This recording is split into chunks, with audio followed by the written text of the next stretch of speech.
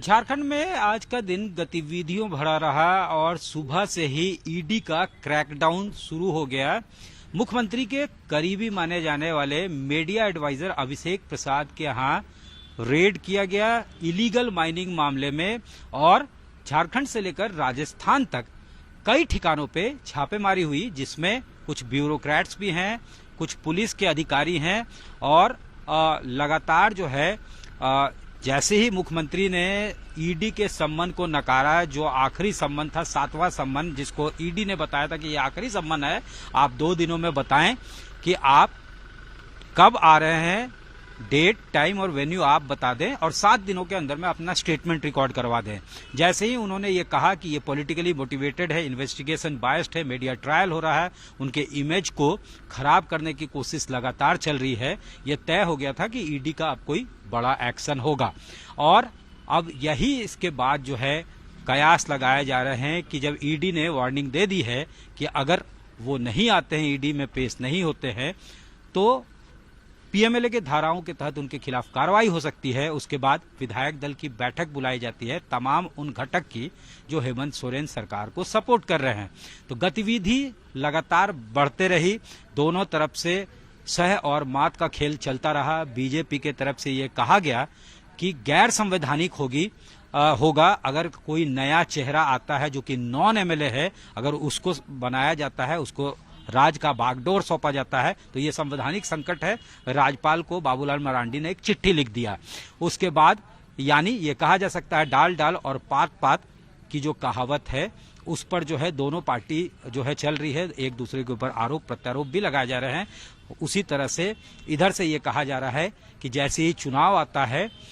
ED याद आ जाती है बीजेपी को और जो है कार्रवाई शुरू हो जाती है। बैठक होती है, बैठक में ये निर्देश दिया गया है, तमाम जो पॉलिटिकल सिचुएशन है उसको मुख्यमंत्री सामने रखते हैं। 41 से ज्यादा विधायक जो है बैठक में शामिल होते हैं। मुख्यमंत्री ने तमाम परिस्थितियों को बताया और ये समझा जा सकता है, हालांकि बाद में किसी ने मुंह नहीं खोला कि किस तरह की रणनीति होगी, लेकिन वेट एंड वॉच जो है वो रणनीति अपनाई गई है कि ईडी अब कोई अगला कदम उठाए, वारंट के लिए प्रे करे या फिर कोई चार्जशीट फाइल करे, तो उसके बाद वैकल्पिक नाम जो है उस पर जरूर विचार किया गया है। लेकिन अभी पत्ते नहीं खोले गए हैं कि वो कौन से नाम होंगे, गैर विधायक होंगे या विधायक होंगे। ये बार बार कहा जा रहा है कि अगर गैर विधायक होंगे तो सबसे ज्यादा अगर सूट करता है मुख्यमंत्री हेमंत सोरेन को, तो कल्पना सोरेन का नाम सूट करता है और एक और नाम जिसपे तमाम लोग तैयार हो सकते हैं, हालांकि उनका स्वास्थ्य जो है वो ठीक किस स्थिति में है ये पब्लिक डोमेन में है, और वो नाम है शिबू सोरेन का, तो उस पर सहमति बन सकती है, ये लगातार बताया जा रहा है। इसके अलावा अगर विधायकों में से किसी को चुना जा रहा है तकनीकी कारणों से, तो उसमें भी कुछ नाम वैसे चुने जाएंगे जो सोरेन परिवार के बिल्कुल करीबी हैं और वफादार माने जाते हैं। उसमें कुछ नाम जो है कैबिनेट स्तर के लोगों ने जो बताया,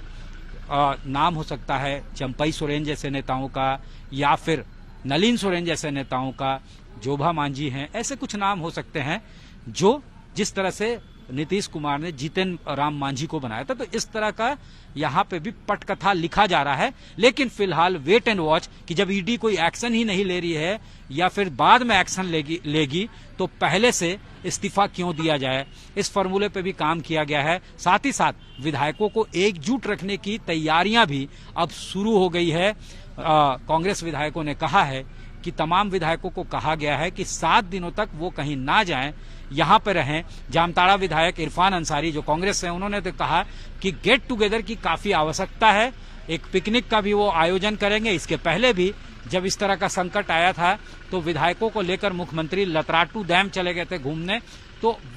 सबको फ्लॉक्स को कैसे एक साथ रखा जाए उस रणनीति पे काम हुआ। अनूप सिंह जो कांग्रेस के विधायक, उन्होंने कहा कि prevention is better than cure, इसीलिए गांडे सीट को खाली किया गया है कि अगर उस तरह का कोई क्राइसिस सिचुएशन आता है तो वहां से कोई वैकल्पिक अगर किसी को उतारा जाता है, चेहरा बदलता है, तो वहां से चुनाव लड़ा जा सके। यानी कॉशसली ट्रेड कर रही है गठबंधन की सरकार, महागठबंधन की सरकार, और तमाम रणनीति पे भी काम कर रही है, लेकिन आर पार के लड़ाई के मूड में भी है ईडी का अगला कदम क्या होगा, उसके बाद जो है फूंक फूंक कर कदम रखा जा रहा है। कैमरामैन राकेश तिवारी के साथ सत्यजीत कुमार, रांची।